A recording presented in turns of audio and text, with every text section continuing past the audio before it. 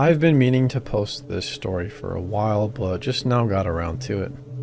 For the sake of imagery, I'm female, and when this took place, I was 13 or 14 years old. My family moved to a semi-posh, small housing development when I was in 8th grade. At the time, there were maybe 12 other homes in the development. Soon after moving in, my parents made friends with our next-door neighbors, James and Margaret. They were only slightly younger than my parents. I would guess mid-30s, and had no children. When asked why they hadn't had any children yet, James said something along the lines of, "I'm waiting to get my ducks in a row." They were super nice, friendly, and fun to be around. Sometimes my parents would leave my little sister and me with them while they would go out. They had a huge house and tons of movies to watch and cable, which we did not have. At first, I really enjoyed hanging out with James because I thought he was funny and really easy to talk to. He spoke to me like he would to an adult, like we were friends. I could talk to him about school or vent about how strict my parents were. For months, things seemed totally normal. Then, very slowly, things started to change. I started to gradually feel more and more uncomfortable around James. He would say little things that I felt were slightly suggestive. Sometimes he would hug me for too long. At first, I just ignored it and assumed I was probably being paranoid. We continued to be friends with James and Margaret. We would have dinner with them. Sometimes Margaret would invite me over to bake with her. One night, James gave me a fake earring and said it would be really funny if I put it on my belly button to scare my mom. I actually agreed. I thought it would be hilarious. My mom is really, really conservative. I went to put it on my belly button and he said, "It would be even funnier if you put it on your nipple instead. Do you think it would fit?" And he tried to lift my shirt up.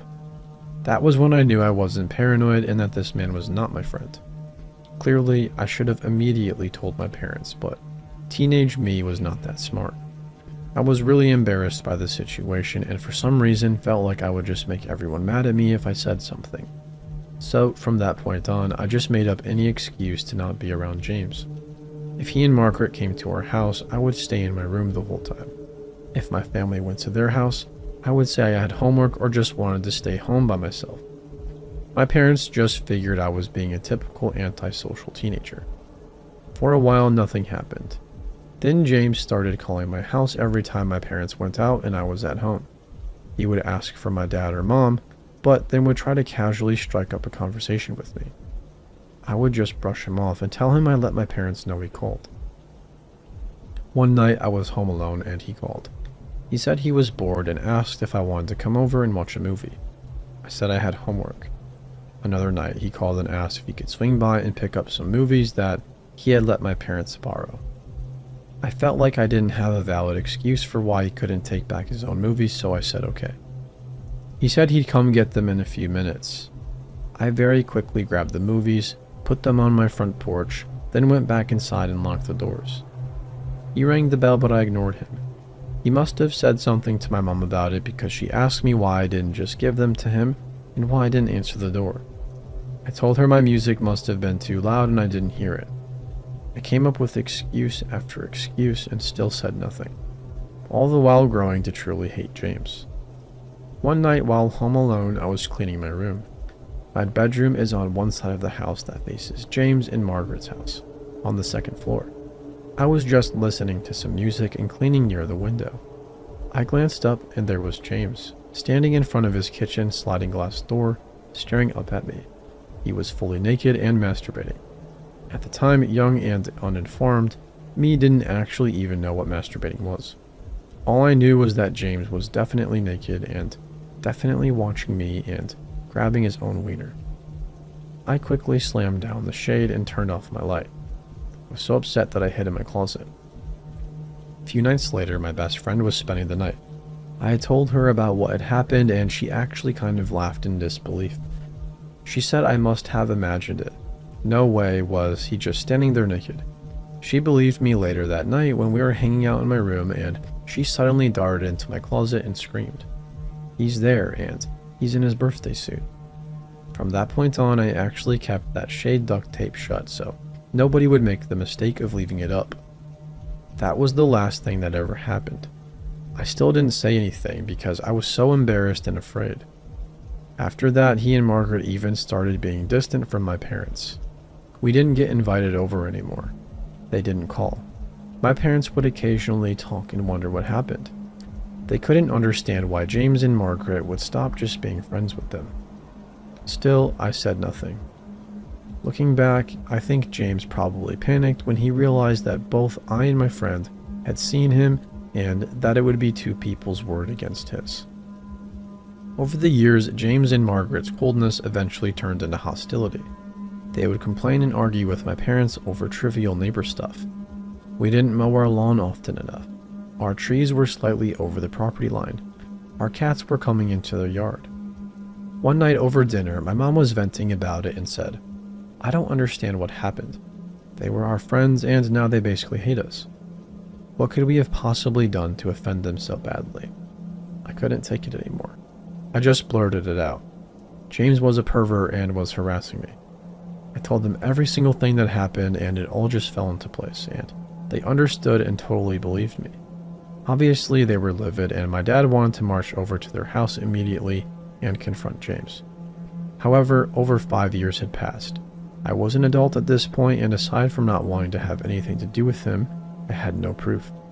James and Margaret still live next door to my parents. Sometimes when I go to their house to visit, he's outside working on his lawn.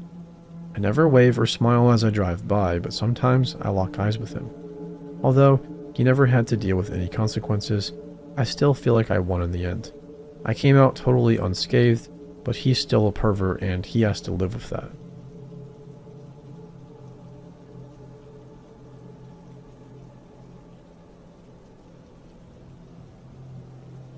I'm not sure why this is occurring, but on 4 separate occasions, my stuff has been moved into weird places, both outdoors and indoors. I did not do any of it myself on accident. Due to the nature of the incidents, I would remember it. What I mean by this, initially I was watching a movie in my living room, which is on the first floor of my house, and fell asleep. It was a Friday night. I woke up around 1 a.m. and went upstairs to my bedroom. It looked like somebody was lying under my covers in a fetal position. I really thought it was a person, but it turned out to be this large panda I bought at FAO Schwarz in New York a few years ago. It wasn't a good idea, but I didn't really think I was in serious danger, so I finally got myself to go up to my bed and remove the blanket, and the panda was lying on its side. The panda had been in the game room before. I'm a very heavy sleeper, so this could have happened while I was sleeping, and I wouldn't have realized it, which is why this incident was the scariest to me. This was about a month ago. Since then, 3 similar incidents have occurred. Around a week afterward, I believe it was a Thursday, I got home and found that a pitcher of strawberry lemonade I had made was half empty, or half full, and had been placed in the plastics cupboard. It was in the refrigerator that morning. I did not put it there, and I don't see how I could possibly put it there mistakenly. Next, a few days after the lemonade, I believe, my bike that had been in my garage was moved to the backyard. But I blame myself for that one because I don't always close the garage, though I do always lock the doors. The garage door has no key option though, and can only be locked from the inside by simply twisting the lock. My front door is the only door in my house that can be opened with the key, which only I have, to the best of my knowledge. None of my windows have locks because it's impossible to open any of my windows unless you simply broke them. I don't remember exactly how far afterwards this was, but it was probably a couple of weeks. 3 of my books that I had sitting on my nightstand were in the fridge.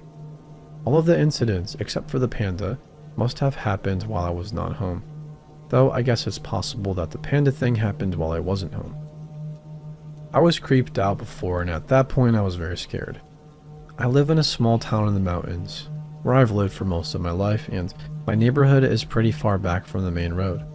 I live alone and have no landlord. I haven't reported anything to the police because I haven't been threatened, so they really wouldn't do anything, though it is breaking and entering. My next door neighbors on the left and right of me can't really see my house from theirs, but I've asked them if they've seen anything weird, like someone lurking around the neighborhood or something. I don't know how or why they would, and they claim they haven't. This family lived in my house before me, and I know that the father is an architect and built my house himself, so no one else lived there before them, but other than that, I don't know much about them. I have also installed 3 security cameras on my property, and the last incident to occur was the books in the fridge, but I'm very creeped out. I don't know who would be doing this, and in case you were wondering, I don't have a basement. Update. I went to the police this morning. I decided to actually go to the station in my town to do so. I filed a report, asked for a copy of my report, which they said I'll get in about a week, and asked what could be done. I was told to install security cameras in my house, as you guys also told me, and I was also told that in my state, breaking and entering specifically isn't recognized as a charge, but burglary is. Though like I said, nothing had been stolen. But it's apparent that the intent is to mess with me. If there turned out to be an adult that was charged with burglary, they said it would be punishable by up to 20 years in prison, but obviously it depends on the nature of the crime. I mentioned this below, but they also said that it counts as unlawful entering, which is a lesser charge, and vandalism, obviously a misdemeanor. It's very screwed up. The police agreed to patrol my neighborhood 3 times per week, Monday, Wednesday, and Friday. They recommended having somebody stay with me, which I will probably do if possible. If I do, I will most likely have my sister stay with me because she attends college in our area and lives alone as well, so it would be easiest for her. I was asked, as you all asked me, about sleepwalking and the carbon monoxide detectors, and I told them the same things I posted here.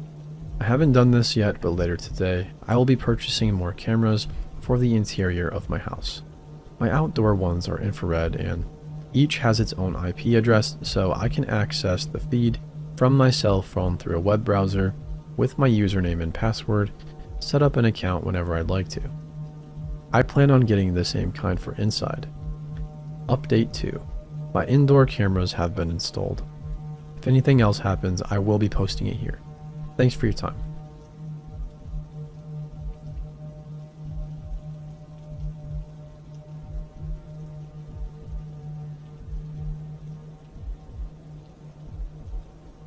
I'm making a throwaway for this because it's a very personal story, but I've wanted to tell it for a while.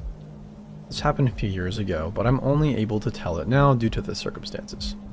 One early morning, I had a coworker come to my house to clean it. She had a cleaning service with her daughter for side work. I designed her business cards and flyers in exchange for a free house cleaning. Bartering is awesome.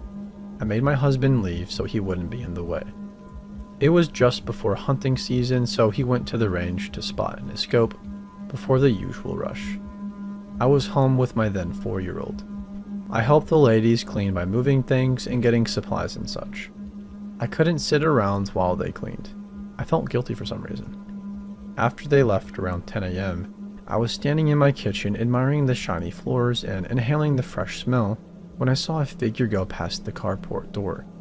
The way our house was set up was, there was a carport with a small storage room separate from the house, with steps to the kitchen door and steps down to the back patio that made a breezeway between the house and storage room. On the other side of the storage room was a walkway to and from the backyard. We didn't have a fence, but our neighbors did. So essentially, you could walk in a circle around the storage room from the patio to the carport and back again. The figure went through that breezeway to the back patio. I froze and slowly went to the living room in the front of the house to check if the lady's car was gone. It was only my car out there. There are no other cars on our street besides the familiar neighbors' cars. No meter reader, truck, etc. I heard a crash on the patio and my dog started barking. A few months before this, we had our lawnmower stolen from the backyard, and a man was on our neighbor's back porch trying to steal the butts from the cigars her husband smoked out there. She ran to my house with her little dog. She was 8 months pregnant and we called the police, but I handed her my 20 gauge. I do trap shooting. Police found the man pushing my lawnmower down the busy highway from which our street turns off. I thought that this person could be back to steal my lawnmower again. I thought to myself, no way, and told my daughter to go in her room and stay there quietly. I gave her a bag of M&Ms to keep busy. I retrieved the 9mm and waited in the kitchen for about 10 minutes until I didn't hear anything. I figured the noise they made by knocking over the yard tools and the dog barking around them off. I looked out all of the windows and didn't see anything. I was about to call 911 and went outside to see what was stolen so I could make a report had anything been stolen. I left the kitchen door and shut the screen. I went onto the carport and made my way around the walkway between the storage room and the neighbor's fence to the backyard. My daughter came to the screen and said she was out of M&Ms. I told her to go back to her room and I would be there after I took the trash out. My way of calming her to not make her alert of what I was doing. I rounded the storage room to the back patio and saw him. A young man, maybe early 20s, taller than me by almost a foot. I'm 5'5", standing at the corner of the storage room next to the breezeway, holding our large 5-gallon gas can. He sees me and begins to turn and run through the breezeway, right where my 4-year-old is standing. In that instant, I didn't ask him his intentions. I only knew he was a stranger between me and my daughter, with a gas can in his hand going toward her location. So I did what any mama bear would do to protect her cub. I used the 9mm to stop him. It entered his lower waist, around the love handle area, just where his waistband sat. He dropped the can, fell to his knees, and reached to me with fear in his eyes, saying, "You shot me." I said, "I don't know you, and you scared me and aren't supposed to be here." I made him lay down and went to the back door. I set my gun down and told my daughter to stay inside. I grabbed some kitchen towels and ran back to him. I made him roll over and I pulled up his shirt and saw that he had a large knife, and I took it out of his pocket and threw it in the backyard. I told him what I was doing. I called 911, held the towel around his waist, and held it on the wound. I talked to him and told him that I hate that it happened, but I have a child in that house and you will not frighten her. I was crying at this point because this man was in obvious distress, but I stayed with him, making sure he wouldn't bleed out on my patio. He said he just needed some gas. I told him that can was boat gas, diesel, and would have blown his motor, and that was stupid. He chuckled and said, "Yeah, I guess so." Not the stupidest thing I've ever done. The first police arrived, came to the backyard, drew on him, and I said, "I need to make sure my daughter was okay." Showed one officer where the gun was and stood at the back door while they tended to him. The ambulance arrived just then and took him on the rolling thing. Can't think of the name right now. I called my husband over and over and couldn't get him. Of course, he was at the range. He wouldn't be able to hear my call. I brought the officers in the house after the ambulance left and offered them tea. I didn't talk, except I need to call my husband. They were very nice and calming. I finally got a hold of him. He told me later he almost had an accident because he went numb and drove about 100 on the freeway to get home. Our daughter had been so quiet and brave, but as soon as she saw her dad, she started bawling. I ended up going through the standard procedures. They took me to the police station, didn't handcuff me or anything, and let me have a cigarette outside before my lawyer showed up. I needed something to calm my nerves. When the day came for our hearing, the prosecutor had told my lawyer that the man was a recent absent without leave. They found his car in a nearby strip mall parking lot, not out of gas. He didn't show up at the hearing, so add an FTA on his record. The case was pushed back about a year due to the backlog, and once I heard from the lawyer, he said unless I chose to press charges myself, they were going to close it for my part, and I was not charged due to self-defense. If I were to charge, they'd have to find the guy again and draw it out even more. I decided not to, so my part was over. His was still active. Absent without leave, attempted robbery, trespassing, other charges he had accumulated before me, FTA, etc. But I wouldn't have to be part of it. I think that's how it was explained to me. So, dude with the gas can, I'm glad you didn't die, but let's not meet again, or you might not be so lucky next time. Judging by the length of the song I had playing at the time. I've never seen the truck again, but I've also never been back since I graduated.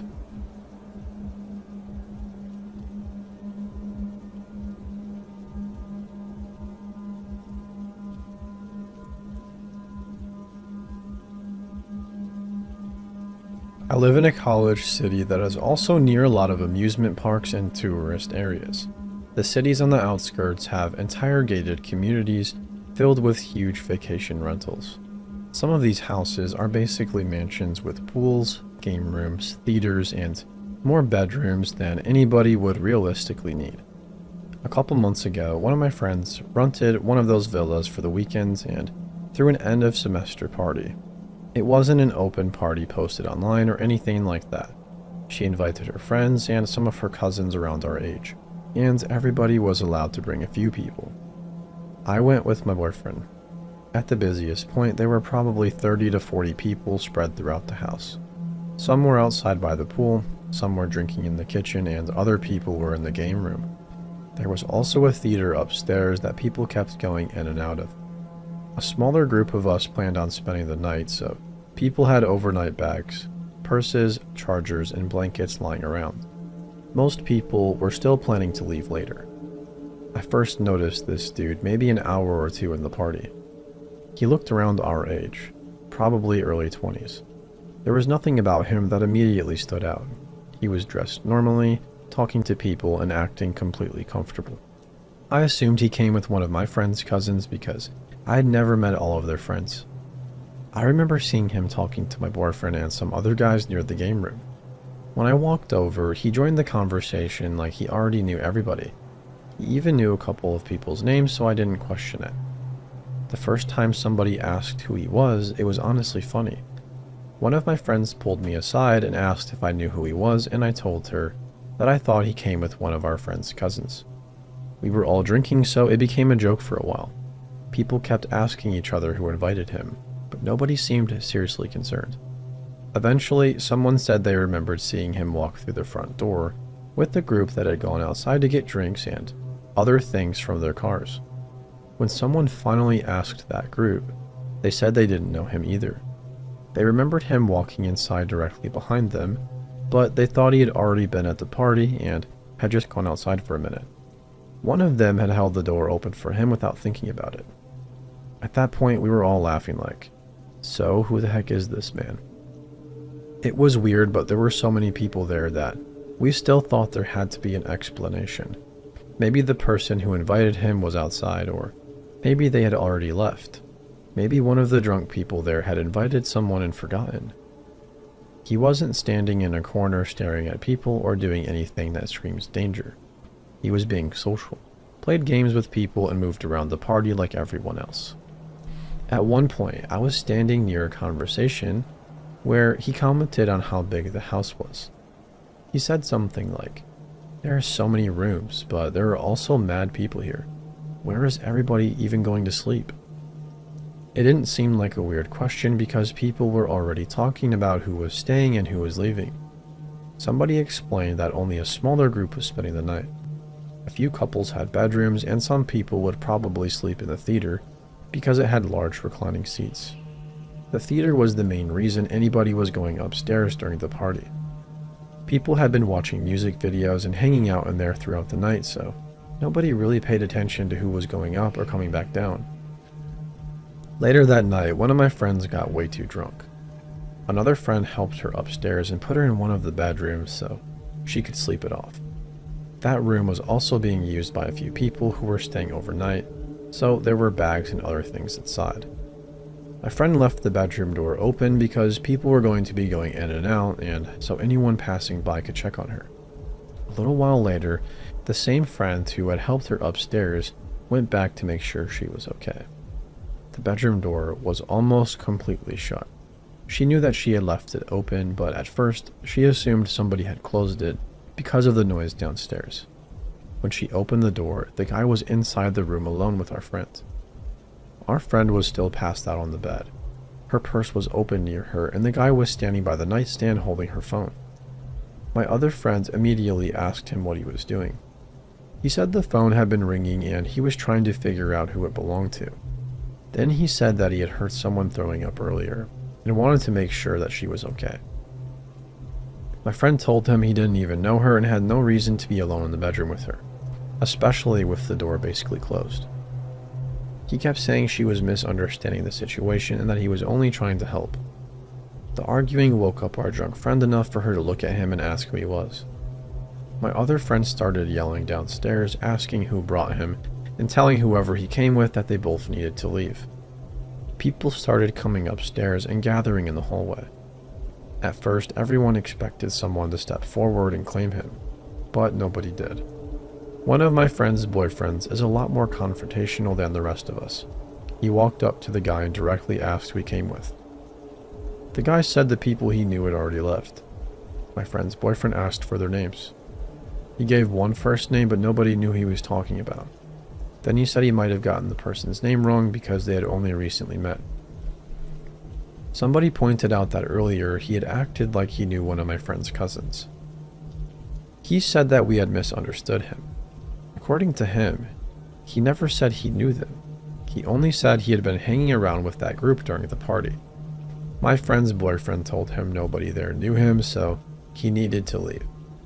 What really bothered me was how calm the guy stayed. He didn't get angry, embarrassed, or nervous. He just shrugged and said something like, "My bad. I thought it was an open party. It's not that serious." Then he walked downstairs and left. For a few seconds, everybody just stood there. He acted so casual that it almost made us feel like we had overreacted and accidentally kicked out some confused drunk person. Then the friend who had been sleeping checked her purse.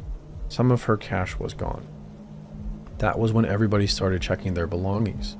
Somebody couldn't find their car keys. Another girl's wallet was missing. Somebody else couldn't find their AirPods. A group of us started searching the house. When they checked the theater upstairs, somebody opened the storage compartment inside one of the reclining seats. There were several things inside that clearly didn't belong together. There were 2 wallets, a set of car keys, AirPods, a watch, loose cash, and a couple pieces of jewelry. 2 driver's licenses had been removed from wallets and placed at the bottom of the compartment. Both IDs belonged to girls who were at the party. Everything belonged to different people and had been taken from different places around the house. One person had left her wallet in the kitchen. The car keys had been on a table near the pool door, and the AirPods had been inside a jacket in the game room. Nothing technically left the house because he was confronted before he could take it, but somebody had gathered all of it and hid it inside the theater. We couldn't prove that he had moved every single item, but he had just been found alone in a bedroom, holding our friend's phone with her purse open beside him. People also started remembering that he had gone upstairs multiple times throughout the night. Nobody thought anything of it at first because the theater was up there and people had been coming and going. I know people are probably going to ask why we didn't call the police. There were a lot of people drinking at this party, including people who should not have been. Everybody was worried the police would show up, treat him like a regular party crasher, and focus more on everything happening at the house. Nobody wanted my friend to get in trouble or lose the rental. In hindsight though, I know we probably should have still called. Since the house was under my friend's name, she contacted the property manager in resort security. The rest of us only know what happened afterward through the update she gave us. The house had a camera facing the front entrance, and the community had security cameras throughout. The front camera showed the group we remembered coming back from their cars. The guy was walking toward the house alone, several feet behind them. Right before they reached the door, he sped up and fell into step with them. When one of the people held the door open, he walked inside without saying anything. The group thought he was already with us. Everyone inside thought he had come with them. Security found more footage of him walking around the community before he entered our villa. They couldn't figure out how he originally got through the gate. He wasn't connected to my friend's reservation, and there was no guest pass under his name. From what the property manager told my friend, they checked with the nearby villas he had been seen around and contacted the relevant renters or property managers. Nobody recognized him or claimed he was their guest. The property manager was apparently furious with the resort because the community advertised itself as heavily secured. Somehow a random person had gotten through the gate, wandered around the neighborhood, and walked into a rental without being stopped. For a few weeks, my friend didn't hear anything else. Then the property manager contacted her again. Security had stopped the same guy inside the resort on another occasion. I don't know exactly what he was doing at that time, but he wasn't staying there and wasn't listed as anybody's approved guest. They checked his identification and connected him to the footage from our party. His name wasn't common, so my friend looked him up. She found a Facebook profile that matched him, and then found court records and an older local article. He had been previously convicted of theft. He had also been arrested for breaking into a home in a neighborhood nearby, entering property, taking wallets, electronics, and other belongings. I don't know what legally happened after our incident. My friend was told the footage and information were given to law enforcement and that he was permanently banned from the resort since nothing actually left the house. I'm not sure whether he was ever charged for what happened at our party. I still think about how easily he got inside. He didn't force his way through the gate or break into the house. He just walked behind a group of people and let everyone make assumptions for him. He stayed for hours. He talked to us, learned people's names, and heard that some of us planned on sleeping there. Had my friend not gone back upstairs when she did, I don't know how long he would have stayed or what else he would have done. The scariest part is that if nobody had questioned him, he probably would have spent the night in that house with us.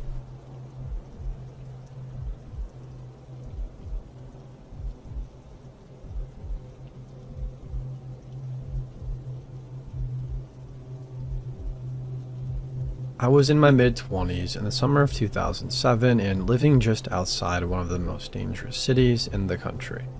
I moved there for a job and was from a very small town in another state, and therefore somewhat naive about danger. I loved my apartment. It was new-ish and I felt safe there at first. I chose the third floor, specifically because I wanted a high balcony. I and my 3 cats and Chihuahua used to go out in the evenings and sit on the floor of the balcony. We didn't have a chair, lol, and enjoy the weather and view.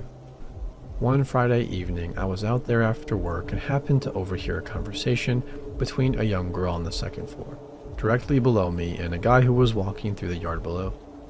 I kid you not, her parents were out of town and she was having a secret house party, just like in the movies. She told him what time the party was starting and asked him to bring some beer, drugs, and friends, and he said he would. I thought nothing of this and went inside to watch Judge Judy. After dark that night, probably between 10:30 and midnight, I took my pets and went to sit on the balcony as we often did. The party girl below me had her sliding glass door open and her party was hopping, and loud. After eavesdropping for a little while, I heard 2 men come out onto the balcony and start talking. This is kinda weird because it's almost like they knew I was up there snooping and wanted me to hear them, but I don't know how they would have known. I was being extra quiet, so at most, they might have heard my dog's toenails tapping around. It's been a long time, so I can't remember verbatim what was said, but I do remember hearing one guy saying something about expletive upstairs. I heard them say something about drugs and something like, let's go pay him a visit since we're here. Ooh, drama. Wait a minute. I'm upstairs. This made me uncomfortable, so I listened for them to go in and I grabbed my critters and went inside too. I walked over to my door and checked both locks just in case. I walked through the hall to the bathroom, and I heard a bunch of boom sounds on my door. At this point, my life turns into a scary movie and everything goes into slow motion. I'm staring at the door and I hear the booming again on the door and rattle of the doorknob. And this time it didn't stop for several seconds. I had no clue what to do, so I did the dumb thing and walked gingerly across the carpet toward the door, careful to not make a sound, and looked out the peephole. There were 2 rough-looking men at the door, presumably the ones from downstairs. While I had my face pressed against the door watching them, one of them turned like he was going to walk away, but instead built up momentum and rammed the door with all of his might. I felt it budge against me and I almost pissed myself. My Chihuahua, who had only been growling a little bit up until this point, started screaming bloody murder, which subsequently made the creepers react. Almost as if maybe for a second they thought the apartment might have been empty, but now they knew it was occupied. Then the other guy approached and began donkey kicking the door. When you turn your back to a door, knock by kicking your foot against the door. This had been going on for what seemed like forever, and I swear the door was going to give way. I was still watching them when I realized that if they got in, not only would they probably butcher me, but they would probably also kill Ziggy, Scabby, and Cheeseball. And my chihuahua, so I got mad. I did something I didn't think I'd ever really have to do. Don't read any further if you are sensitive about weapons. My ex-boyfriend and I liked to shoot at the quarry back home, and I had a couple of guns and cases under my bed. I crept in the bedroom trying to keep an ear and eye on the door, pulled out a case, loaded my .45, and walked back to the front door, which they were still pounding and trying to jerk open. Can't say what was scarier at that point. The creepy people pounding the door or the fact that I might have to protect myself and hurt another human being. I looked out the people to see them still there, talking, couldn't hear them, and with my face against the door I pulled the hammer back. I guess it's not impossible that they heard it, but then again, I couldn't hear them talking to each other. I don't know why, but they communicated again for a second and ran, not walked away. After I heard the stairwell door shut behind them, I sighed a big sigh of relief and began to cry. I called the police and waited for them to come to my door so I could report what happened. After putting all the clues together, it really seemed as if these guys were looking for a former tenant who might have had a drug dealer or someone who owed them money for drugs. Luckily, nothing else ever came of it, and I never saw those dudes again. Now, there is one thing I left out since I don't know if it makes much difference, but this particular town was full of what we used to call skinheads. Very bad guys with swastika tattoos somewhere on their bodies that would always be visible. I'm pretty sure those guys were skinheads. So, creepy guys, for my sake and yours, let's not meet.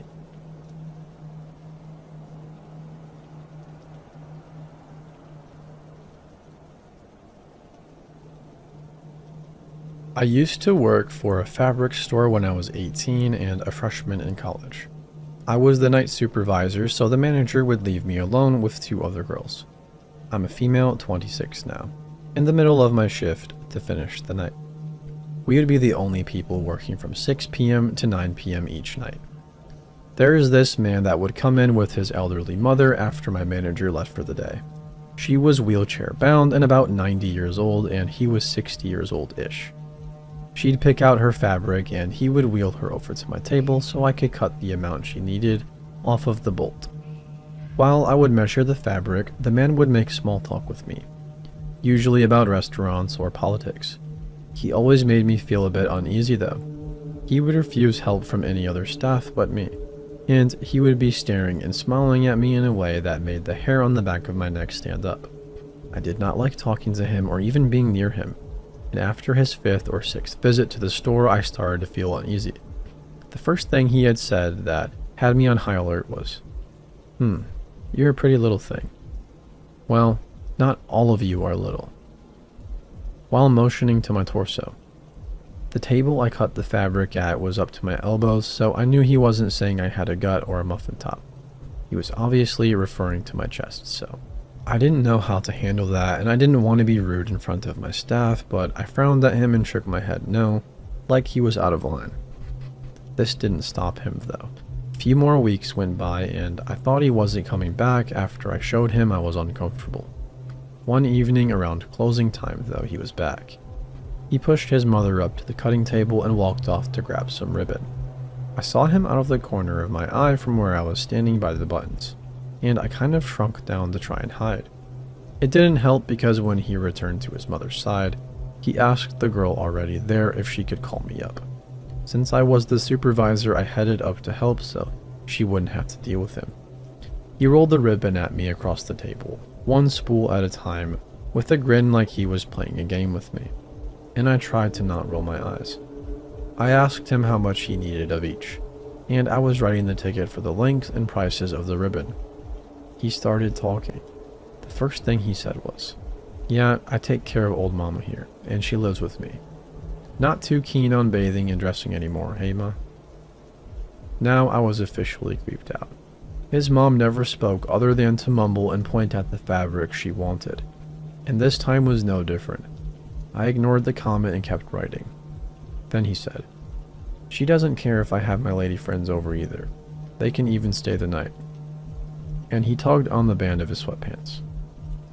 I still didn't respond, instead sliding the pile of ribbon and their ticket across the table to him, but he didn't even glance at them. I raised my eyebrows and asked him if I could get him anything else. He sucked on his teeth and squinted at me before continuing his gross one-sided conversation. He told me he lived upstairs above his mom's room, but she didn't mind the noise whether he was alone or not. So he was implying that he would masturbate and have sex loudly right above his mother's room. This was the last straw for me, so I told him I'd have an associate ring him up, and I promptly went to the break room to escape.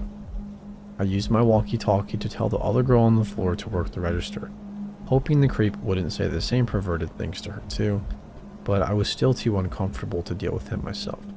She rang him up without a problem and came back to tell me he was gone. The next day I told my manager about him and what he said to me and how he seemed to be singling me out, and I was very uncomfortable. She told me to hide in the back when he came in and have one of the other girls cut for him.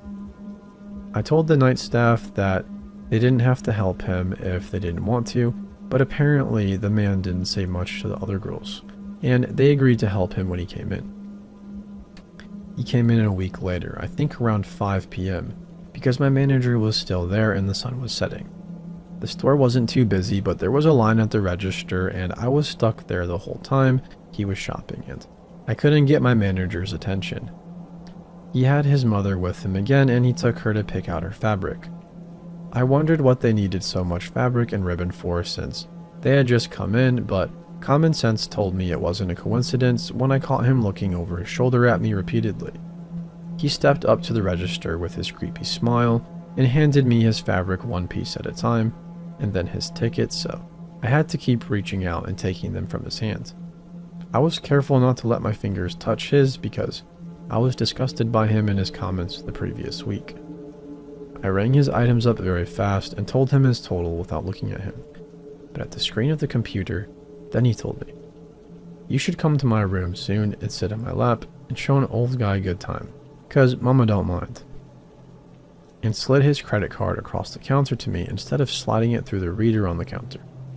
I pressed my lips together in anger and snatched up the card and slid it down the reader very fast to make a point that I was mad and grossed out by what he said. He didn't get the hint and kept chuckling to himself. I ripped the receipt out of the machine and dropped it into his bag and gave him a glare. He seemed to think it was funny because he kept smiling and then asked his mom if she thought I was good enough to go home with him. At this point, I had enough and said, "I'm not going anywhere with you and you're being a creep," and logged off the register. I didn't hear what he said next because I was halfway across the store, but my manager later told me that she had heard what I said to him, figured he was the man I had told her about, and she was asking him if she could help him.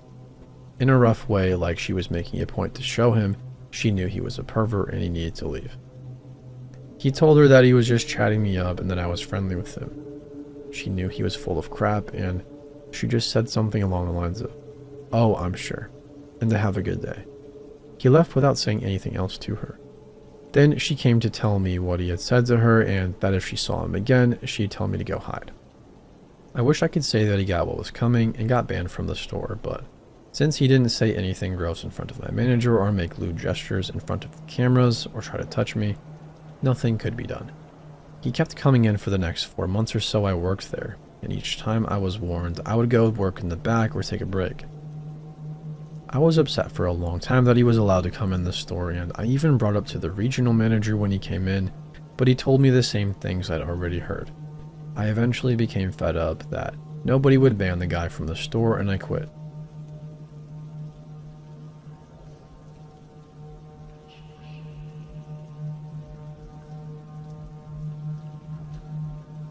This happened to my friend and me when we were about 12 or 13. It was summer in suburban Illinois. We were both female. I've always had an affinity for water, so my friend and I frequented the pools whenever we'd have free time. It was in the middle of July, just after the 4th, a busy season. The pool was packed as usual, nearly at capacity. Normally, we'd be completely ignored as we'd flopped around in the deepest end to escape the crowd, but this time we were approached. 2 men, one tall and extremely pale, scruffy with bad skin and residual acne scarring. The other was short and pudgy but dark skin with strikingly dark eyes. They were an odd pair to see together, but shared similar features and were obviously related in some way. They looked to be in their mid to late 20s.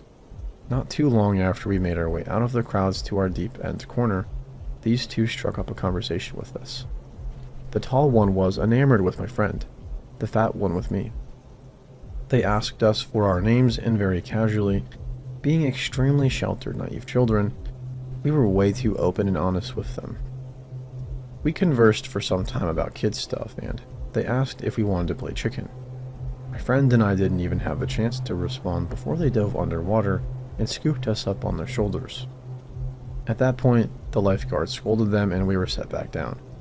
They quickly left to get lunch. An hour or two passes. We agree they were creepy and migrate to the lazy river. As we were waiting for a tube, they slip into line behind us and attempt to strike up another conversation. We are polite, but a bit wary at this point. We make it to the front of the line. The only tube they had available was a quad. In our stupidity, we decide to get in and see about ditching out and finding our own tubes while we were cruising.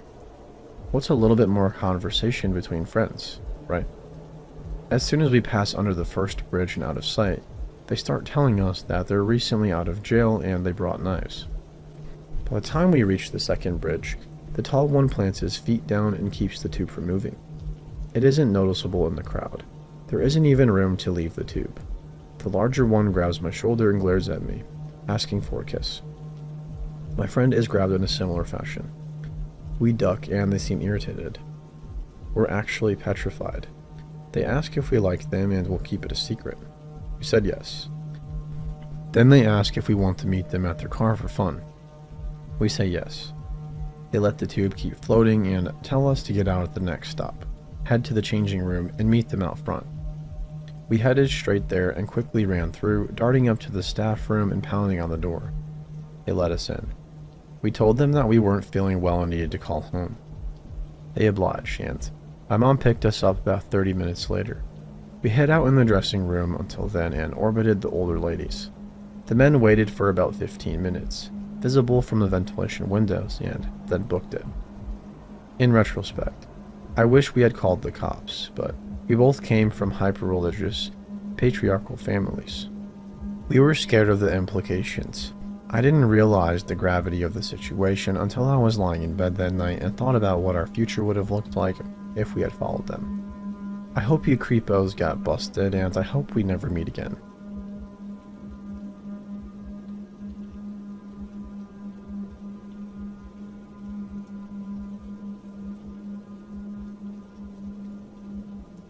This story is about 3 years old, from a time when I was living alone in a somewhat sketchy area of a major US city. I was 23 at the time. I'm very small, mind you. I absolutely adored my studio apartment.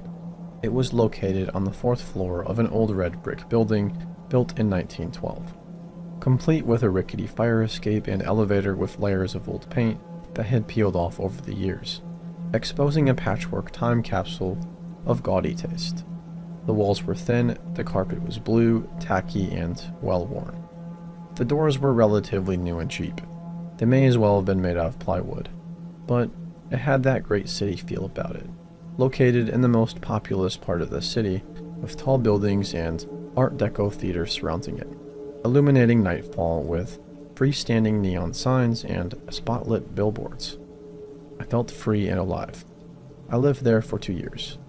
Had a few incidents in and around the building that should have been indicators I needed to break my lease, including a neighbor exposing himself to me on the fire escape one night as I was smoking a cigarette, and worse even still, when I was beaten and mugged from my laptop 1 block away. Like many of the building's residents, I had seen hard times before, and moving anywhere safer on my income seemed near impossible.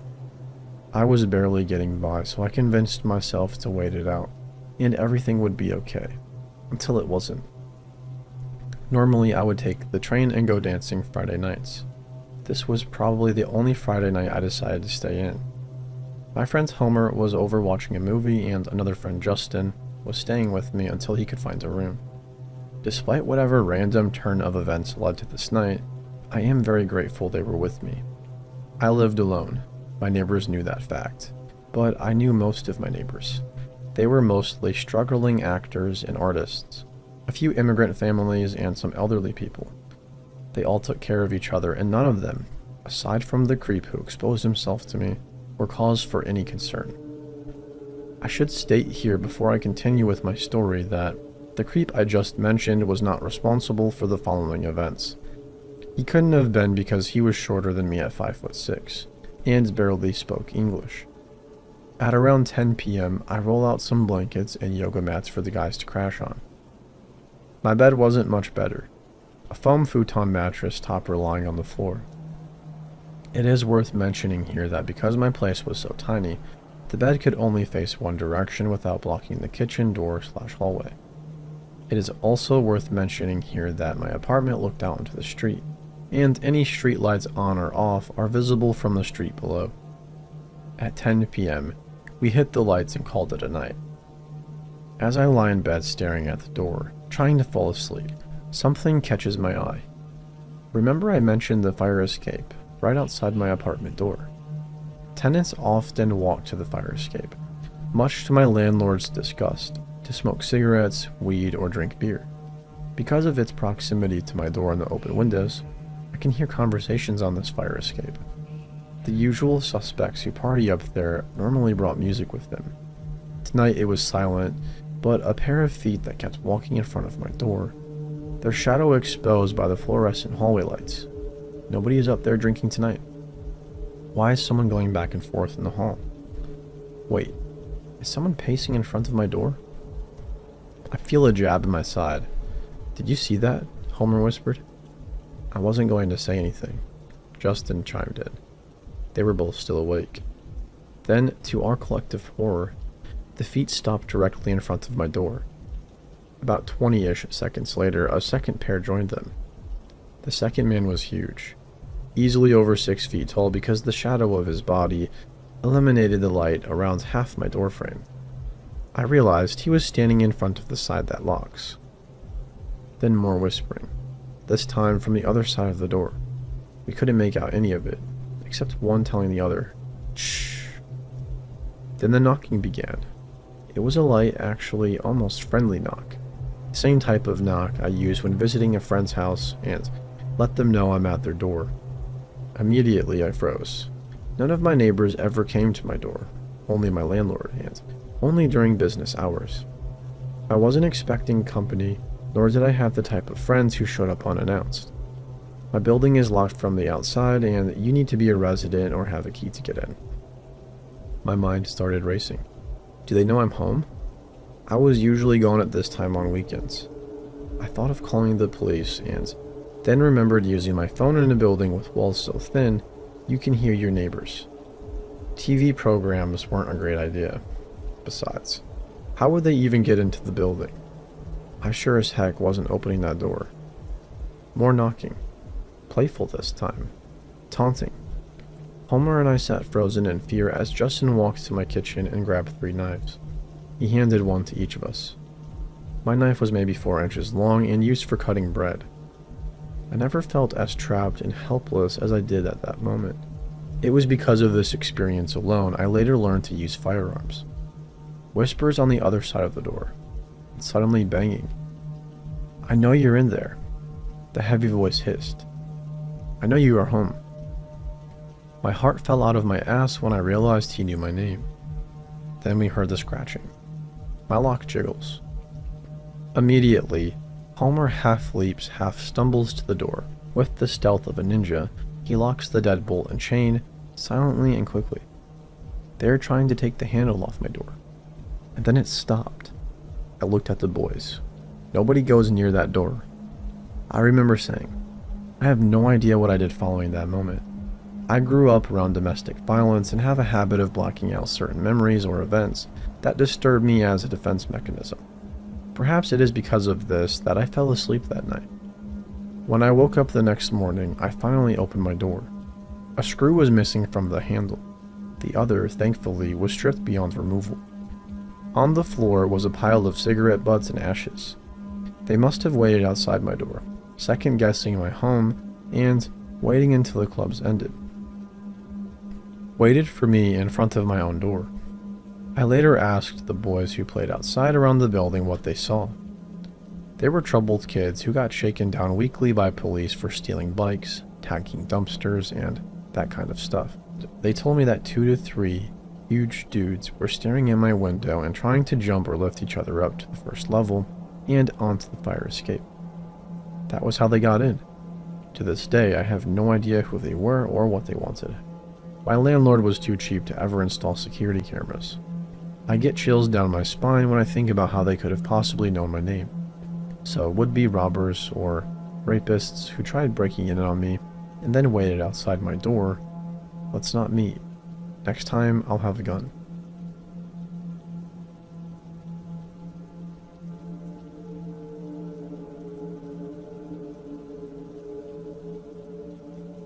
This might be a little bit long and perhaps a bit jumbled, but I would like to get it off my chest.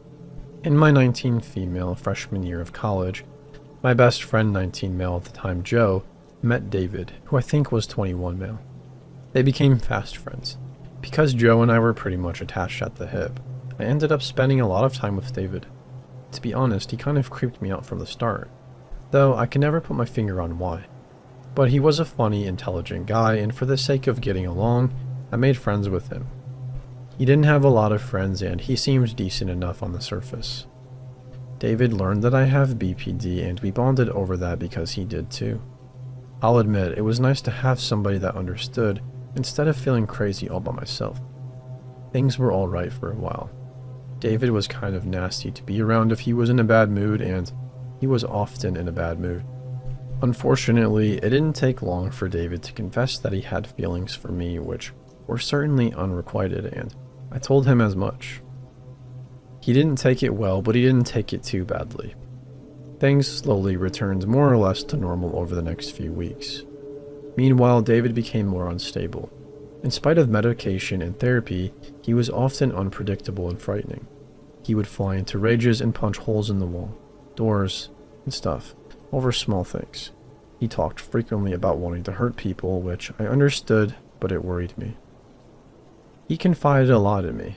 In the late spring, Joe and David's frat were having their yearly formal, and David invited me as his platonic date. I didn't really know what formal was, but it sounded like fun.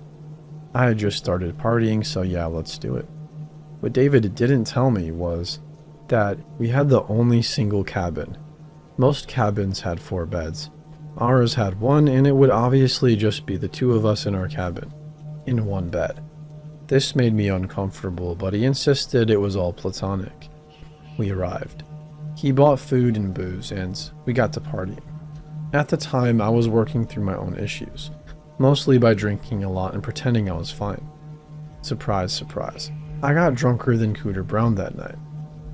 I acted like an idiot, as one does, and Joe decided it was time I went back to my cabin. David had done something to make me uncomfortable, so I hadn't seen him in maybe an hour or 2. Joe was pretty drunk too, so we stumbled back to my cabin, singing our hearts out very off-key. About the time we got back, I started to get in a very bad headspace, and I got upset. I tried to leave and said something to Joe that made him realize I was upset.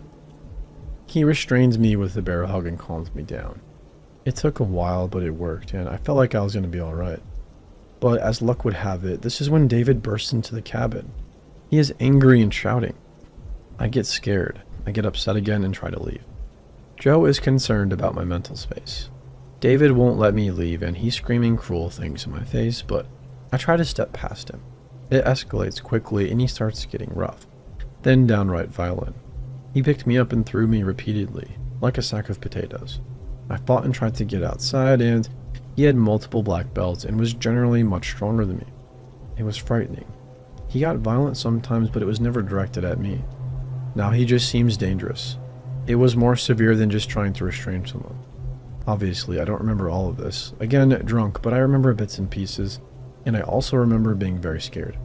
It eventually stopped when I didn't have the energy to fight anymore and essentially just collapsed in a heap on the floor. The next day was the last day. Time for everyone to pack up and go home. I rode over with David, and the 3-hour drive home was long, quiet, and uncomfortable, both emotionally and physically. I was covered in bruises and sore.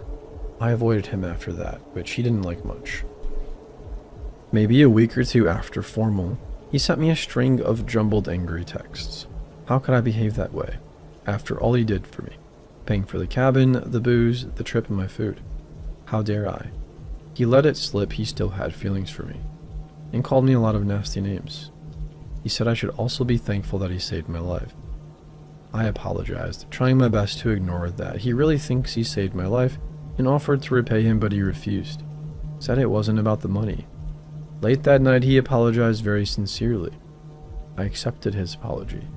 He said he was in a bad place and needed someone to comfort him, that he needed a woman to hold him so he could be okay. I refused, obviously.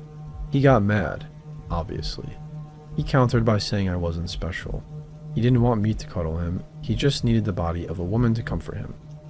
Very flattering. I told him no, and again tried my best to avoid him. We hung out occasionally, always with Joe around. We said hey to each other at parties and texted occasionally, but I continued to hold him at arm's length for the following weeks. By now, it was nearly the end of the semester. Everybody was making their summer plans, and I was looking forward to spending my summer on campus with friends. I get an ominous text from David. I was worried. I called and texted him, no response. I reached out to his longtime best friend, Kevin, who lived a state over begging for help. Kevin got into contact with David's parents, and we began the frantic search for David. In the end, everything was okay, but he was furious with me for not keeping my promise, which I never intended to do anyways. At this point, we talked less and less. We rarely saw one another. Life went on. I had a great summer and made a great guy. I started to forget about David and his temper and his occasional uncomfortable comments. He once told me he would spot me from behind when I walked around campus because I had a signature tail swish. Unfortunately, during my sophomore year, I found myself overwhelmed and dropped out of school. Shortly after, I moved several states away. After moving, David reached out. I didn't have any friends as I was hundreds of miles from home. I was lonely, and in spite of everything, it was good to have a familiar friend around that was just as lonely as I was. Things were okay for a while. In the time we hadn't been talking, David had driven away all his remaining friends, and his grades were slipping. I was essentially his only real friend, and he began to rely on me more and more. I would get snide texts for taking too long to reply, or calls where I would pick up and he would be screaming and crying. It was a lot to handle, but I felt like he needed me. The thought of abandoning him made me feel deeply guilty. On top of this, David began exploring his gender identity. He felt like he might be trans, and working through those feelings was difficult for him. He was not in a situation where he could be out of the closet, and that hurt him understandably. In the late fall, David asked me if I would go to the formal with him again in the spring. He said he understood if I didn't want to, but it was his senior year. It would mean a lot to him, and that things would be different. He would pay to fly me out and all of my other expenses. Periodically, after we got back in contact, he would reiterate wanting a platonic relationship with me. I had a boyfriend and was never interested in David, so I agreed. Yes, please. A platonic relationship. I thought it over and realized it would be a nice opportunity to see friends back home and my family and hopefully have a good time, so I said yes. Months pass by and it's time for formal. I fly home. By this point, David has been exploring his gender more. He still used he/him pronouns, but was getting more comfortable with being feminine. I brought him some of my favorite makeup and perfumes as gifts and planned to do cute activities together, like braiding each other's hair, things that he had shown interest in. Not long after arriving, he told me that he thought of a name he liked. Daisy. It was similar to his given name and the name of his favorite actress. Well, that actress happens to bear a striking resemblance to me. David and many others hadn't told me so. This worried me a bit, but I figured it was close to his name, so I shouldn't think too hard about it. Bedtime comes. He offers his bed or the pull-out couch. I ask for the pull-out couch. He gets quite mad. He expected I would sleep in his bed, because once again, we have to share a bed in our cabin, so I might as well sleep with him tonight too. I politely insist on the pull-out couch. Preface about his hugs. He always hugged me too tight. It hurt. He was very strong, and it honestly felt like her rib might snap sometimes. I always asked him not to, and he would laugh at me and never respect my request. So with that said, I'm headed to bed. He surprise hugs me and throws us down onto the couch so that he's on top of me. I am not okay with this and try to wiggle out from under him, but his grip is too strong, and I get flustered and tongue-tied.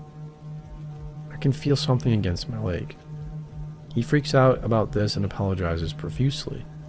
I say it's okay and we go to bed. It was very awkward. I was stuck with him for the next few days at that point, so I just tried to pretend it never happened and keep the peace. The next day, David is uninterested in my gifts and the activities we had planned on, but he had some very nice women's tops that he bought for himself and wanted me to try them on.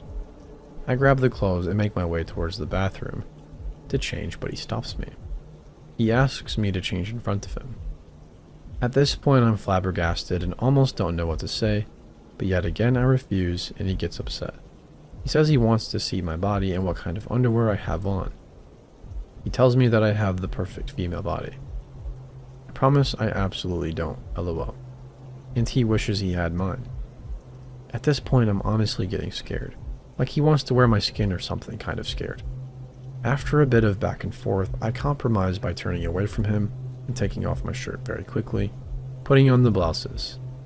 He was still mad I turned away from him. At this point, I really regretted coming, but I felt guilty, and everything was already paid for, so I told myself to just stick it out. Frankly, I was an idiot, but I can't take it back. After that, David had to leave for an exam.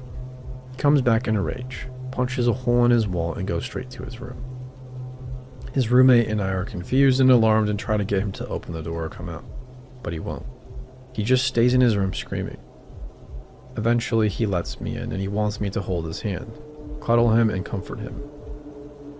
David quite literally begs me. I relent bit by bit. I hold his hand and then cuddle him a little bit. He's under a blanket and I'm on top of the blanket, but I am extremely uncomfortable and he can tell. This is when it comes out. The platonic relationship thing. I thought it was a fancy way of saying we're friends and I don't have romantic feelings for you anymore. What he actually meant was a romantic relationship. That is platonic, with no sex. I was horrified. He's upset. He throws off his blanket, revealing the fact that he's naked, and kicks me out of his room. At this point, I'm mad and extremely uncomfortable. He talked me into cuddling him when he was naked, and the platonic relationship thing. Terrible. David doesn't want to go to the formal anymore. I just kind of hang out. I didn't have a car and I didn't want to worry my family. I was really freaked out and not thinking clearly.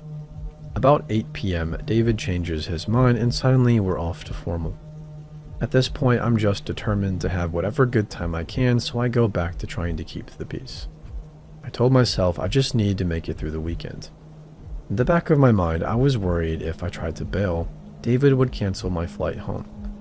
On the drive to formal, we are chatting and things are okay. We are singing and laughing and talking. I make a comment about how I forget to eat sometimes, and I don't tell anyone because I don't want to worry them. And he slaps me. David freaking backhands me across the face. Hard. The kind of slap that makes your eyes water and your head spin. And I just go off on him. I don't remember what I said, but it was ugly. He cried. The rest of the drive is pretty quiet.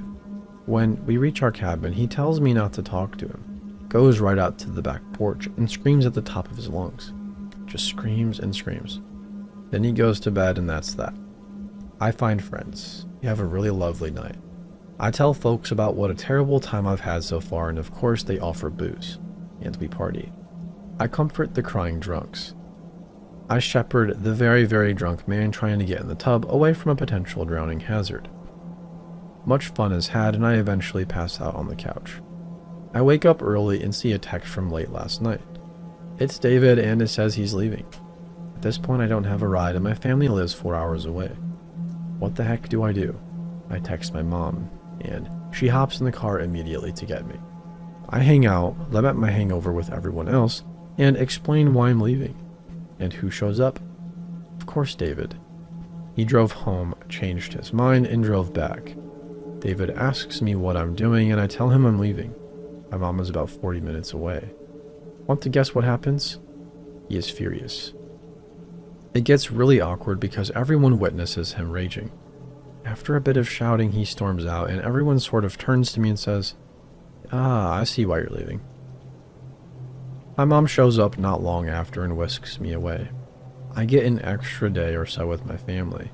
While I'm in the airport and on the plane home, I compose a very long text and send it to David.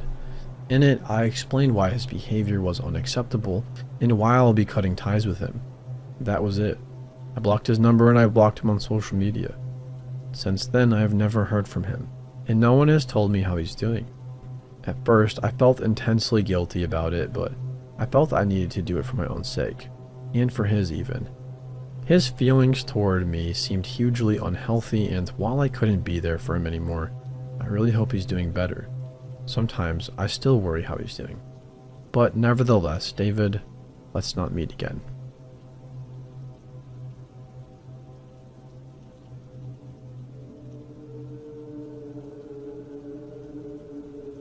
This happened 20-some years ago, but it's still really vivid in my mind. I, 40 female, was working alone in a sort of seedy area in my hometown, at a 24-hour adult video/toy store. I, more often than not, ended up working the overnight shift, which wasn't usually too bad. Occasionally, we got drunk dudes from the bar next door, but mostly, the customers were pretty respectful. A guy came in after midnight. I was never sure of his age. He seemed like the sort of guy who was 50 but also possibly 25 or somewhere in between that. He had the same haircut as Johnny Depp in that awful Wonka movie, and he talked in this very weird falsetto Michael Jackson voice. It actually made my skin crawl. He asked me to call him a cab and I did. I nervously told him he could wait in front of the store for it and probably made up something about paying customers only inside the store, but he ignored me. Slowly making his way further into the store and making conversation. I just kept thinking this guy was definitely on something and he was definitely going to skin me and wear me like a people suit. He was standing right next to the phone on the counter, sort of leaning against it. I kept telling him his taxi would be there any minute and he ignored me, still asking me questions. I just remember him asking, "Do you have any pussycats?" No. Well, I was led to believe that you did have some in here. If I had a dildo to brandish as a weapon within reach or some spray lube to use as a makeshift pepper spray at that point, I would have used it. Thankfully, this dude who decided to rent porn after midnight came in. I immediately greeted him and said, "Oh, I need to talk to you about your special order." When he came over to the counter to ask what I meant, I just whispered, "Please stay," and sort of jerked my head towards the creepy guy, who was just smiling at us. Thankfully, he went along with the ruse, and the creep went out to his taxi. The customer asked if I was okay, and I said I was, so he went to browse. No joke, I can still hear that dude's voice when I think about this.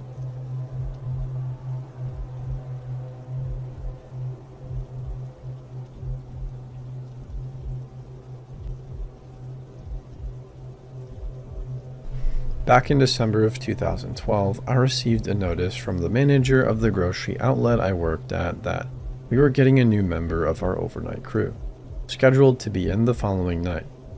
The crew, who consisted of me and several others, all worked together for quite some time, and we all grew into good friends. So the next night, it's me and two others on schedule when the new guy comes in. I already knew his name to be Cole, so I immediately went up to introduce myself and all that stuff, before showing him around and telling him exactly what to expect on any given night. Surprisingly, he seemed to be a quick learner. Not that this stuff is complicated, but it can be a bit tricky at first, but never asked any questions or made comments, almost acting as if he either knew what he was being told or that he wasn't interested. Being the supervisor, I was pretty much the authority, but I never used it. Everybody was used to a loud atmosphere as we would play music and yell a lot. It helped keep us awake and somewhat energized. As I tried to break him in, if you will, Cole didn't seem interested, preferring to work alone and not take part in our antics. As time went on, his work began to falter. Soon, he began to slow down and disappear to the back of the store for a while to do whatever, then return an hour or so later, but I always figured he was being productive and left him alone. What did surprise me though was when Cole used a box cutter. He wouldn't cut off the tape, but instead he would stab the boxes and rip them open. I told him to be careful, but he merely gave me a shrug each time. One day the manager called me and asked me to talk about how Cole's been doing at night. I told him about how he became slower with work and seemed much less interested, seemingly doing the bare minimum to get by. He suggested that I should talk to him and I agreed. 3 nights later, it's just Brad and me on the schedule. After doing the usual stuff for a while, it was finally break time. We decided to walk over to the gas station and convenience store nearby and buy some stuff for our lunch break. As we got back, I noticed that the entrance door was left open. That's not good. Must have forgotten to close it. But Brad said that he did. That's odd. We head inside and continue working until lunch break. We were sitting in the break room eating and chatting when we both simultaneously heard something that sounded like one of the freights moving. It happened again shortly thereafter, so I got up to check it out while Brad stayed inside the break room. I got out to the sales floor and noticed that one of the freights had moved a few feet away from where I left it originally. Also, some merchandise had fallen off and was lying on the ground. I began to put the stuff back on the freight when I heard Brad yell my name. Completely used to yelling, I casually walked back towards the exit break room to meet up with Brad. He pointed towards the emergency exit and said that somebody had just walked out, but the alarm didn't go off. I jogged up to it and peered outside and saw nothing. At first I thought this was a joke. I laughed it off and told him to stop messing with me, but he insisted. I went out of the emergency door and walked around the store, but saw no one. I came back in through the front entrance and met up with Brad once again near the break room. What did scare me though was when Brad and I walked up to the emergency exit, Brad suddenly turned around and saw somebody walking. He nudged me and I had just turned around to barely see the person walk towards the freezer and around the corner, which was all the way to the opposite end of the back of the store. I ran to catch up with whoever it was, but didn't see anyone when I turned the corner. The freezer was locked, so whoever it was couldn't have gotten inside unless they had a key, but only I have the key. Brad came up to me and asked if I believed him now. I said I did. Who could be in the store and how did they get in though? I then thought of the left open entrance from earlier and the fact that the emergency exit door alarms were disabled. It must be somebody who either works here and or is aware of our movements and the alarm system. We headed back to the sales floor to investigate some more. Nothing was knocked off the shelves, nor was the freight moved this time. I walked up near the front entrance and peered out a window towards the parking lot but saw no one. But then as I turned towards the front entrance, I saw somebody walking from the parking lot to the back side of the store. This time I recognized the person. It was Cole. What the heck? He's not supposed to be working. I yelled out to Brad, who came up to me as I told him that Cole's outside and he's heading towards the back side of the store. He nods and runs off while I follow. We waited by the emergency exits for about 5 minutes, but Cole never entered. I yelled out to Brad to head to the sales floor while I stayed back there. I could hear him run off as I stayed by the emergency exit. Out of nowhere, I turned around suddenly and saw Cole standing about 20 feet from me with a box cutter in his hand. I watched on as he glared at me. How the heck did he end up behind me? I asked him what he was doing there and told him that this wasn't funny. He didn't seem to pick up on that though. Finally, when he did move, it was to position the box cutter in an upwards cutting position, like he was going to stab my chest or something. But he eventually lowered it down and spoke to me. Tell the manager I quit. Cole then turned, put the box cutter in his pocket, and walked towards the opposite end once again, towards the freezer and turned the corner, disappearing. I stood there in shock for about a minute when Brad came running back to me. He asked if I saw Cole and I told him I did, heading off toward the freezer now. Brad asked what we should do. I told him what happened, but we insisted we just let it go for now. I waited until the manager arrived a couple of hours later and told him that Cole had told me he had quit but didn't go into any detail. I decided not to tell the manager about what had happened, nor any other coworkers for that matter. I didn't want to escalate this any further than it already had. It wasn't until Brad said something that the police became involved, and I then learned after talking with the authorities that Cole has a mental health record, and I should have reported what happened and not kept it a secret, regardless of my reasoning.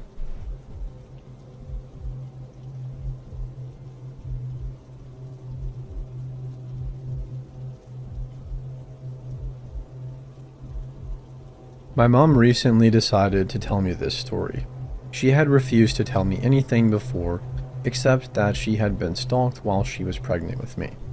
Asking her to explain always made her uncomfortable, so I stopped. We were eating lunch when out of nowhere she said, "I'll tell you now," and I knew immediately what she meant. So here it goes. She had been living in Blue Springs, Missouri, at the time and was about 28 weeks pregnant with me. My dad and she had not yet been married. He was in the Marines, so he wasn't around that much.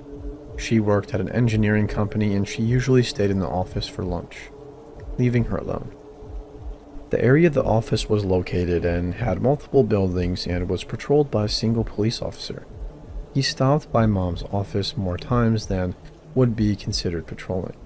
He came in and said, "Hi," and chatted with her for a bit while she ate lunch. Then he left, leaving a letter behind. The letter was a bit creepy, but not on the lines of, "I should tell someone."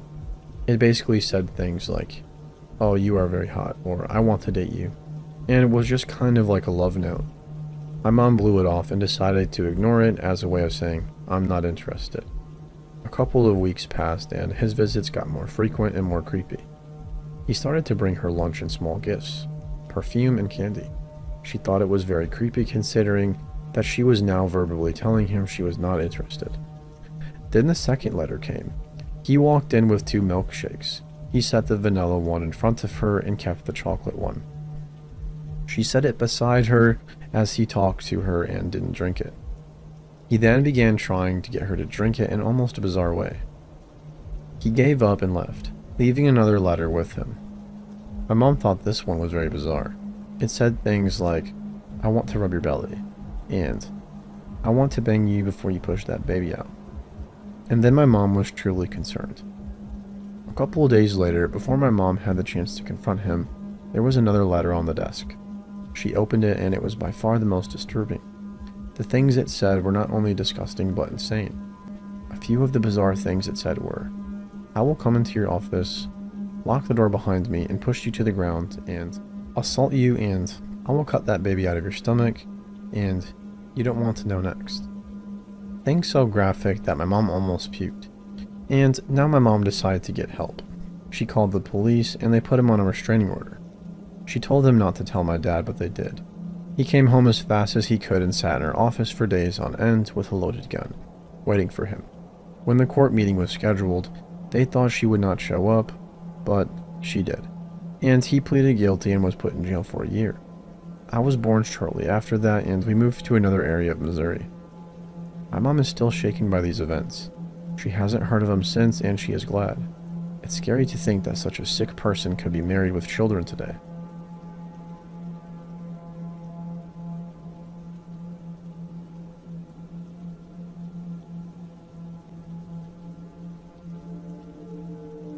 Growing up as a child, I lived on a street full of young, excitable, and rowdy kids. We would all play out until the early evening during the summer holidays, and all of our parents knew each other and got along. I remember one day at school, 2 new boys, twins, started and were introduced as living nearby, actually on my street, and we were all encouraged to make them feel welcome. I remember being terrified of them immediately. They looked incredibly gaunt, with tired sunken eyes and cold, dull-looking skin, and neither could be told from the other. Throughout school, both boys were glued to each other and often refrained from any interaction with other kids. Despite some of our best efforts, they would just stare at the floor and avoid all human interaction, and eventually me and the rest of the gang forgot they existed. That was until one summer evening while playing out.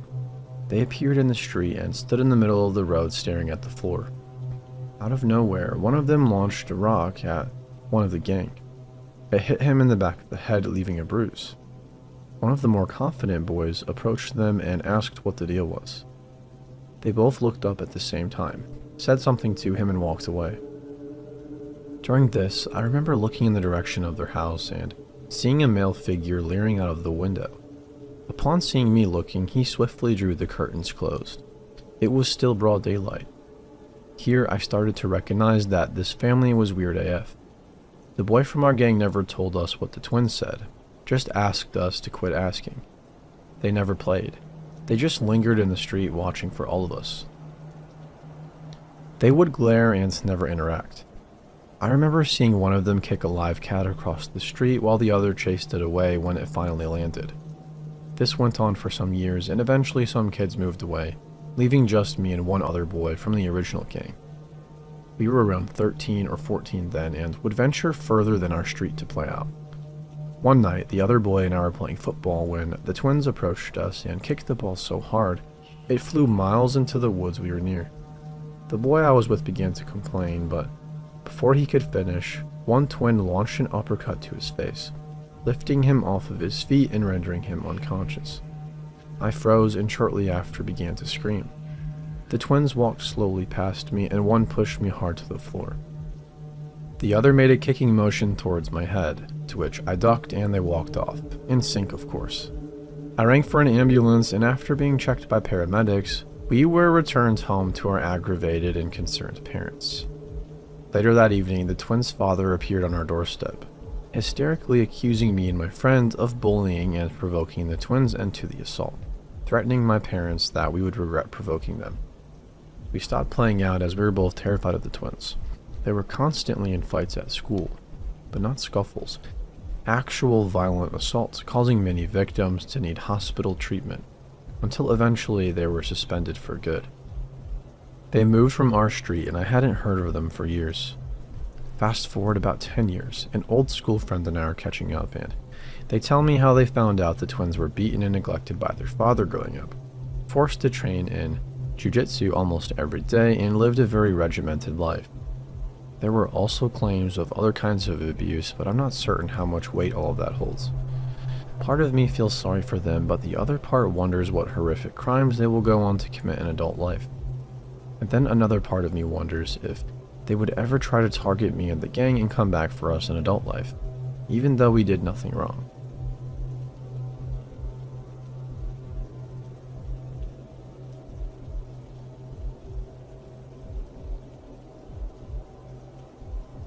I worked in a residential care facility and for a number of years worked with a woman named Kay.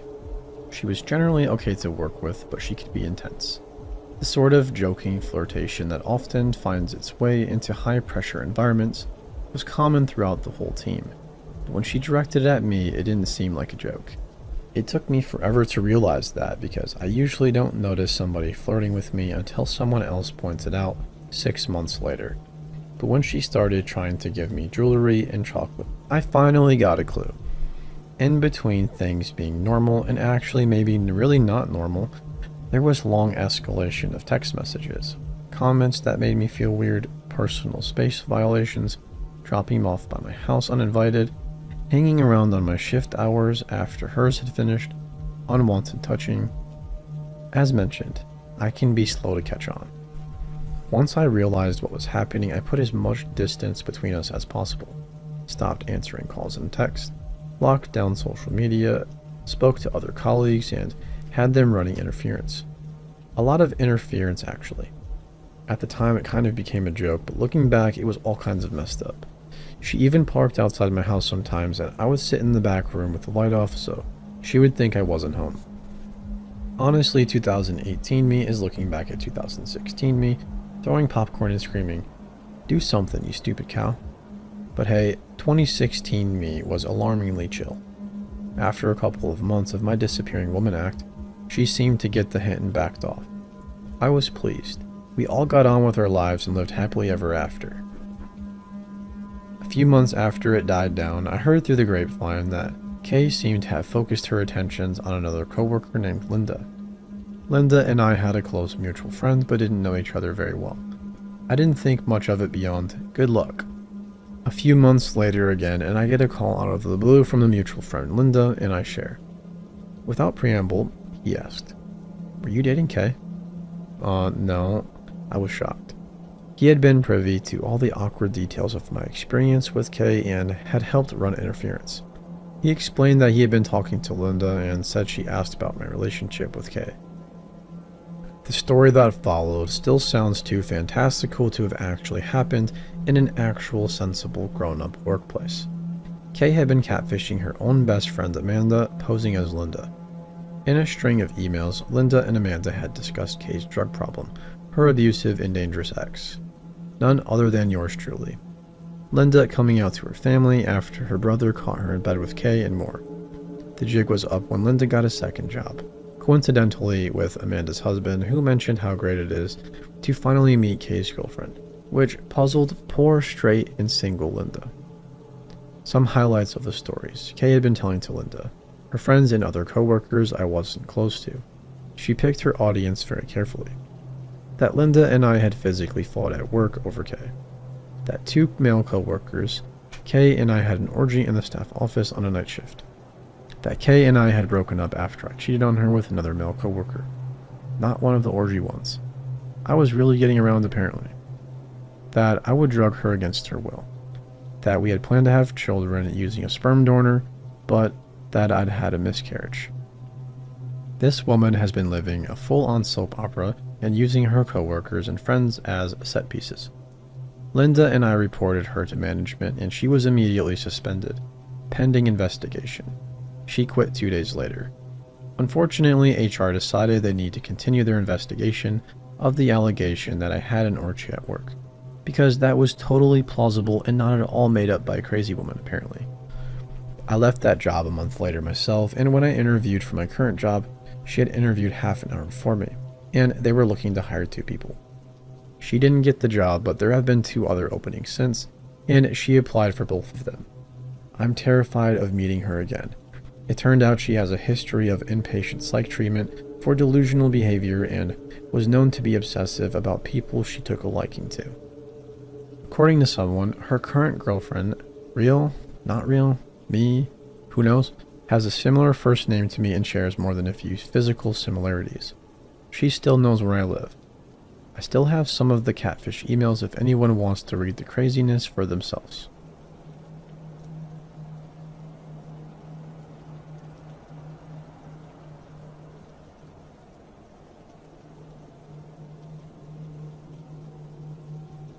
I'm a woman in my late 20s, and I grew up in Texas, a small town about an hour north of Houston called Montgomery.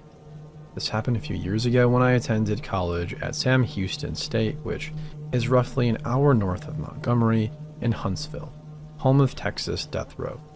The most direct way to get from where I lived to campus was to take I-45, a highway that runs from Houston to Dallas. Normally driving to campus in the morning was uneventful. Alongside I-45 are a few rest stops for 18-wheelers, and occasionally there would be a few of those, but it was primarily just mild everyday traffic. One morning though, my first class was canceled and I was headed in later than usual. The highway was unusually empty at that time, before the lunch rush and after the morning rush. At one point nearing the Huntsville city line, there were only 2 cars within sight. My small Ford Mustang and a big gold pickup truck with antlers mounted across the top of the back window. We were each in a different lane and just motoring along. Suddenly this guy, who had been in the right-hand lane, swerves directly in front of me. Instinctively, I swerve into the right-hand lane, which probably would have been a really stupid move if I'd been thinking about the possibility of he's swerving to avoid something. I shrug it off, but note that the driver is wearing a big light-colored cowboy hat. I mean, that's not unusual, this is Texas. Then he swerves in front of me, and again, I swerve back to the left lane. I'm thinking this guy is either the world's biggest jerk or that he's on something and I should get out of there. But before I can act on this instinct, he swerves back to the left-hand lane, opens his driver's side window, and pours a styrofoam cup of a clear, sticky liquid out of it that splashes all over my windshield and then slams on its brakes. I should also say that I was pretty much unable to see anything other than his brake lights at this point, because the liquid totally obscured my view. I slam on my brakes, hit my wipers, swerve into the right-hand lane, and floor it until my exit. At this point I'm nearing campus, and I'm thinking I'll be okay, that it was probably just some jerk trying to get insurance money from a crash. I parked at the parking garage at the very back of campus and specifically took alternate routes to get there from the streets I normally take. I parked and then realized I had the parking pass with my school logo on my front windshield. He could have made a guess as to where I was going. I collected myself, shook it off, and got out of the car and exited the garage. I probably walked to the common area faster than I normally would have, but once I was around people, I felt like everything was okay. I walked to the history building, which is at the opposite side of campus and directly next to a street. Across the street were, maybe still are, parking spaces for students. It was a rather crowded campus that day, and the history building has brick columns in front, but as I'm approaching, I see a gold truck creep by unusually slow on that street. I duck behind a column, and sure enough, there are the antlers across the back window, and the driver is wearing a cowboy hat. I wait for it to pass and duck into the building, and a friend of mine notices that I seem rattled. I explain the story to him, and he pokes his head out front and says nothing's there, but he can tell I'm a mess. After class, he walked me back to my car and I drove home, a bit rattled but with no significant issues. I wish I'd had the presence of mind to get a license plate number or even make of the truck, but the entire incident on the road took less than 3 minutes from the first swerve to my flooring it, judging by the length of the song I had playing at the time. I've never seen the truck again, but I've also never been back since I graduated.